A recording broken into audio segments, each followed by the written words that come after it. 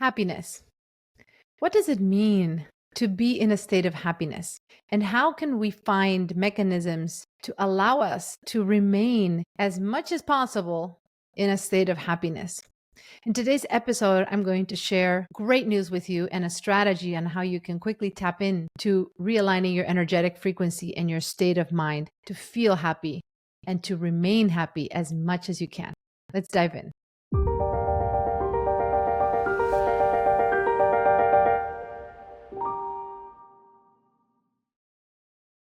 Welcome to the Musicians Creating Prosperity podcast. I'm your host, Dr. Fabiana Claure, and I'm really excited to share this episode that is the foundation for building prosperity. Happiness is a topic that can feel sometimes elusive, sometimes wishful thinking, sometimes aspirational. But in fact, what I have found in my journey as an entrepreneur now for 15 years is that unless we have ways of shifting our internal state of being, unless we create mechanisms to recenter our own emotions and to find ways to be vibrating in a positive frequency, in the frequency of love, happiness, gratitude, everything else we're trying to build will be much harder. So I want to give you in today's episode the best strategies that I've used and continue reminding myself daily on how to recenter myself into a state of happiness, no matter what's happening outside, externally, or whatever challenges I'm facing. My hope is that in today's episode, you're going to discover that happiness is something that you already have within you. And rather than needing your external circumstances to align to a certain expectation in order for you to feel happy,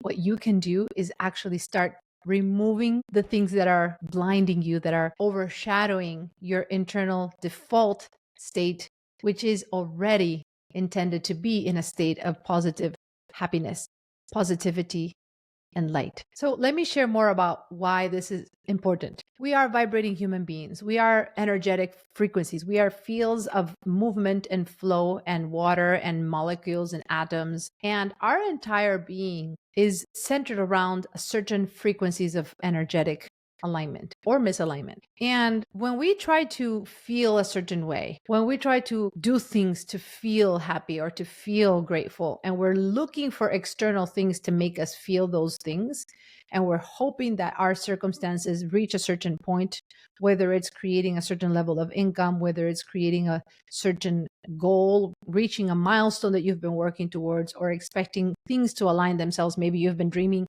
about a project or being able to go on a vacation or having something special or creating something in your life, and you put your expectations and your happiness contingent upon getting these external things or achieving external things, then you're actually burying what's already yours, meaning you're putting precedents, you're putting requirements, you're putting road bumps and prerequisites to achieving a state of happiness, when in fact, the opposite is true. I'll explain to you why I believe this.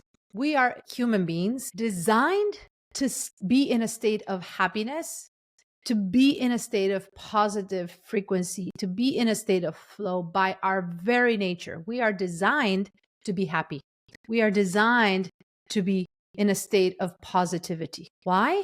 Because when you are in a frequency of alignment that is helping you stay in a frequency of happiness, in a state of love, of acceptance, of gratitude, your body grows, regenerates, cleans itself, and rebuilds itself and heals in a much more scientifically proven, effective way than when you are in a state where your energetic frequency is in a negative state, such as fear, anxiety, overwhelm, exhaustion, burnout. When you enter a frequency where you're feeling anxious, you're feeling burned out, you're feeling overwhelmed, then your body starts reacting to that energetic signal that you're sending out and feeling internally. And that's what creates what's called dis-ease, disease, right? That's when you get sick more often, when your immune system gets, lowered, the defenses become weaker, your entire body's ability to regenerate, to heal, to continue building on its own blocks of cells and energy and nutrients get impaired when you are in a state of energetic misalignment. This is a way of explaining how our body is designed for us to be in a positive energetic field. That's basically what I'm trying to say. We are intrinsically designed to be happy. We are intrinsically designed To be in a state of love, this is when our body works at its best. Okay, let me just put it that way. Our body works at its best when our energetic frequency is in a positive frequency, when we are in alignment, when we're not feeling stressed out, burned out, overwhelmed, and fear, etc. So then, how do we reconcile the tension that sometimes can happen when we are expecting things to happen in our life and putting the pressure of those external things to align themselves in a certain way in order for us to achieve our state of happiness, flow, alignment, love, etc.? Why is that counterintuitive? Why is that not the way to go? Because what you're doing when you're waiting for external circumstances to give you that state of happiness is you're trying to look for that happiness externally and needing and expecting for things that sometimes are beyond your immediate control and putting your state of being at the mercy of external forces that you don't have a direct way of impacting, or you may not have a way of impacting as much as you want to. And so what that does is it hijacks your intrinsic state of happiness, meaning if instead of being happy, you're putting your happiness contingent upon these things happening, then you're hijacking what you already are by default. You already are a happy, loving, you have it in you. You're designed to operate out of that frequency. That's when your body works best. That's when you have most ideas. That's when you're in a creative flow. That's when you can actually problem solve the best way. You see, the more challenges you're facing right now externally, whatever things you're trying to overcome, the more you need to come across from an energetic frequency of stability, of flow, of alignment in order to be creative around how to solve the problems, in order to have solutions, in order to find ideas and perhaps opportunities, serendipities, coincidences, even people that could help you solve the problem. But you're only going to have those epiphanies, those breakthroughs, if you're coming at it without being in a mode of fight or flight, right? What we refer to as our nervous system fight or flight. If you're extremely stressed, worried, anxious, then your brain cannot find evidence of how to solve that problem. So why is this important? Because when you think about yourself as being someone who is intrinsic, just designed to be happy, and rather than trying to find happiness externally and try to create circumstances in your life and find things that will make you happy, you realize that you already are designed to be happy. You have that happiness in you, but it just may be buried right now and cluttered with limiting beliefs, with fears, with thoughts, with imagination, maybe projection into the future of negative scenarios. And all those things are cluttering your default happiness, your ability to be in a state of flow. It's like looking at the sunrise and the sunset. The sun is rising and the sun is setting every single day, no matter whether we have cloudy skies, no matter whether we have rain, no matter whether we have storms, hurricanes, tornadoes, hail, snow. No matter what the weather is, there's no denying that the sun is always going to rise at a certain part of the day and the sun is always going to set at a certain time of the day. That is a constant that is existing no matter what happens. And if you can understand how nature in many ways can be such a great reflection in life, and when you look at how nature operates and you try to extract the lessons from that and seeing how we can think in that way, I love using examples from nature because I truly believe it is a lesson that is showing us in our everyday life how we can be more in tune with nature and not try to be in misalignment. So for example, if you think about a sunrise and a sunset, no matter what happens, that is always there. And even sometimes the cloud may be, you may see the sky and you may not see the sun at all. It may be full of clouds.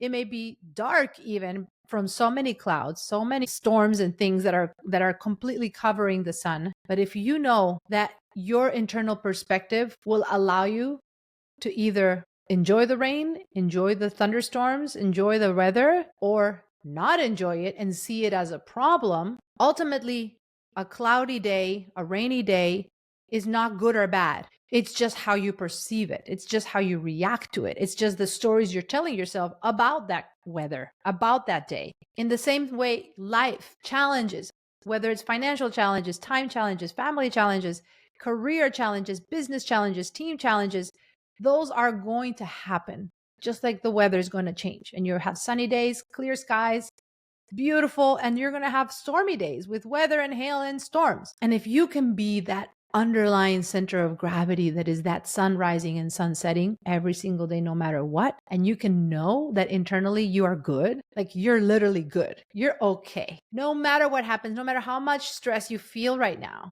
most of the times the stress you're feeling in the moment is not real, meaning it's based on imagining a negative scenario that you're afraid could happen. It's about you projecting something that you don't want to see happen and putting it in such a vivid way in your mind that it gives you a state of fear and anxiety, even though it's not actually happening in the moment. And I have really developed, and I'm constantly working on this myself. And I feel like it is so connected to the work that I do as a coach, as a business mentor, as a thought leader, and building a movement of prosperity for musicians and creatives.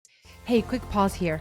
If you are a musician, music educator, or creative entrepreneur who's built a successful business, I need to ask you something. Do you feel trapped by your own success?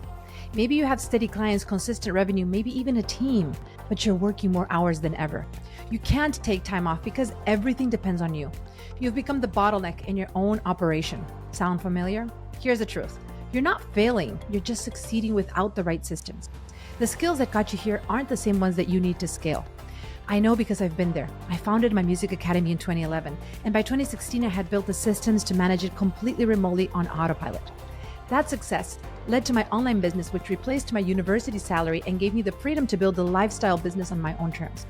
I've also helped countless musicians around the world do the exact same thing, win back their time while exponentially scaling their income on their own terms.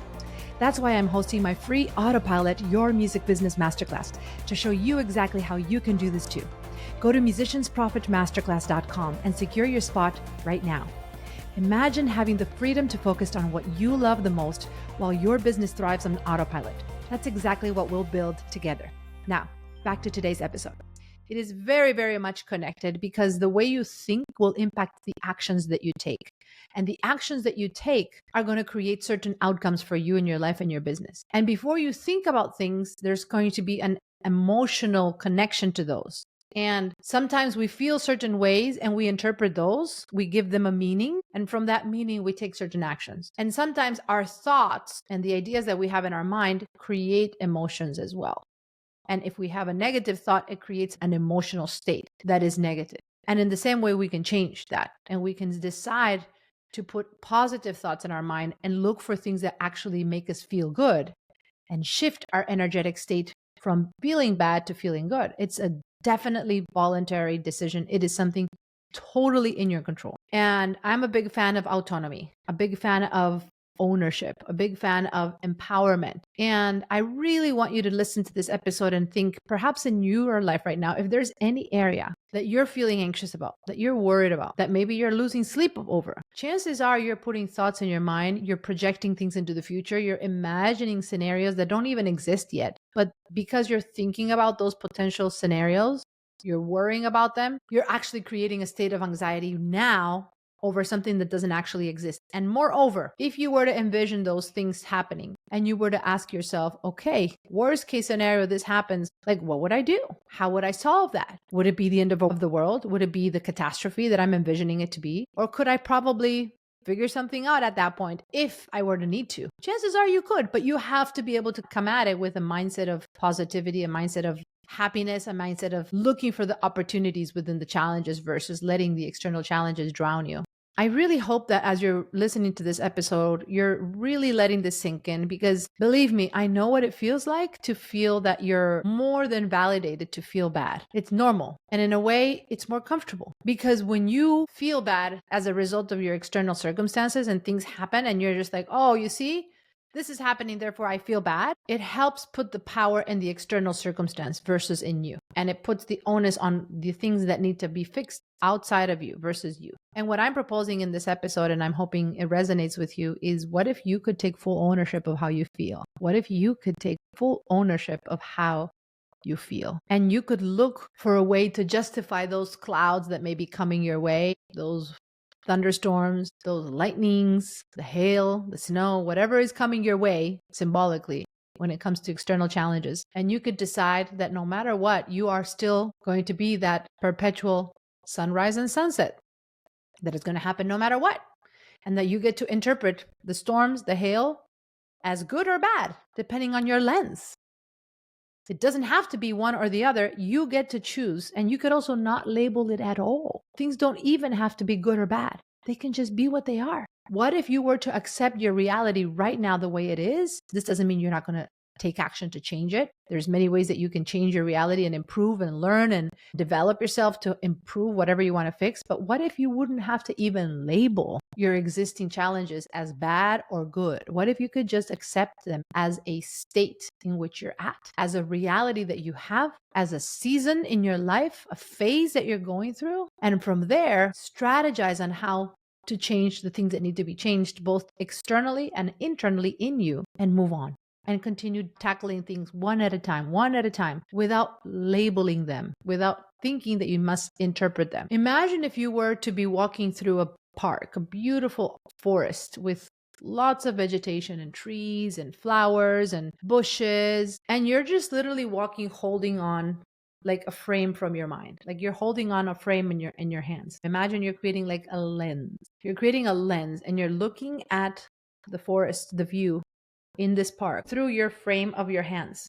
And you're literally trying to interpret, okay, this is what I'm seeing. This is how I'm feeling about what I'm seeing. And then try to look at the same thing without any frame. Like literally put your hands down and forget about creating a frame, like a lens, right? And just look at it the way it is and see if your perspective of it changes.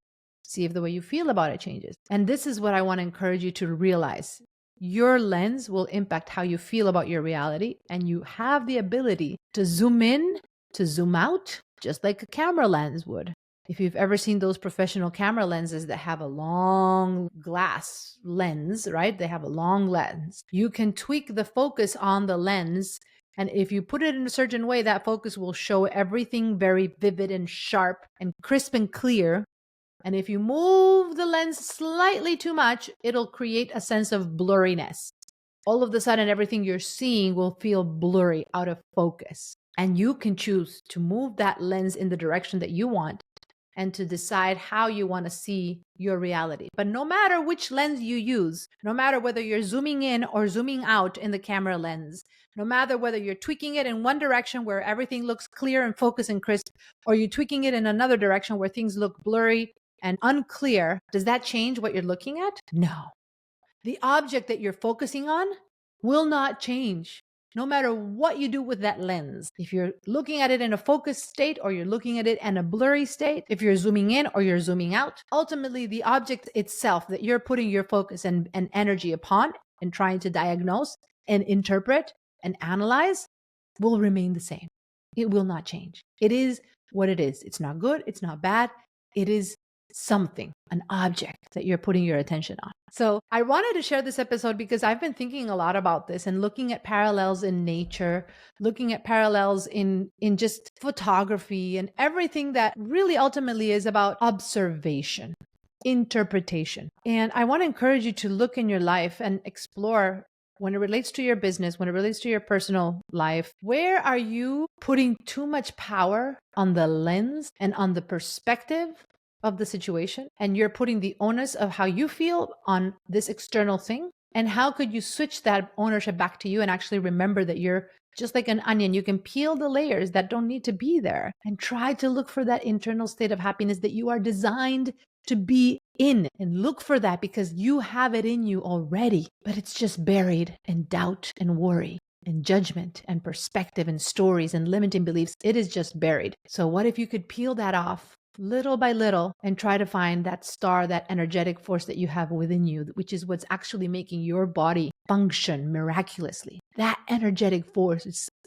it's like the center of the earth, right? Where there's this force of heat, of fire, that is where everything is built around our earth, our planet. The center of the earth is this force of heat and energy. It's why volcanoes have the lava that erupts underneath it, because it's drawing from that energetic field. If you could tap into that and start peeling off the excess, the stuff that doesn't need to belong there, you're actually going to find so much more happiness and peace, and everything else around you will start aligning, not because finally you achieved what you wanted, not because you finally got that client or you finally signed that deal or you finally got that gig, but because you finally found your own state of happiness.